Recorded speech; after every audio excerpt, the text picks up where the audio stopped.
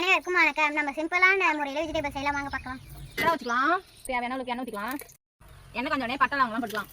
உடனே வெங்காயம் போட்டுக்கலாம். பச்சை மிளகா போட்டுக்கலாம். பச்சை மிளகாவும் வெங்காயமும் வதங்கிச்சு நம்ம தக்காளி போட்டுக்கலாம். கொஞ்சம் போட்டுக்கலாம். காய் கட்டிக்கலாம். போட்டு புளியா போட்டுக்கலாம். தேவையான தண்ணி கட்டி போட்டுக்கலாம். அதுக்கப்புறம் பிரியாணி மசாலா கொஞ்சம் போட்டுக்கலாம். அடுத்தது சிக்கன் மசாலா கொஞ்சம் போட்டுக்கலாம். காய் நல்லா வதங்கிடுச்சு. இப்போ நம்ம தண்ணி ஊற்றிக்கலாம். தண்ணி அளவு எப்படின்னா, ஒரு கிளாஸ் நீங்கள் அரிசி எடுத்துக்கிங்கன்னா 1.5 கிளாஸ் தண்ணி வச்சுக்கிங்க, கரெக்டாக இருக்கும். இந்த அளவுக்கு கொச்சது போதும். இப்போ அரிசி போட்டுக்கலாம். இந்த அளவுக்கு தண்ணிலாம் சுண்டின உடனே தம் போட்டுக்கலாம். தம் கட்டிட்டு 10 நிமிஷம் வச்சு கரெக்டாக ஓப்பன் பண்ணி பார்ப்போம் எப்படி இருக்குன்னு.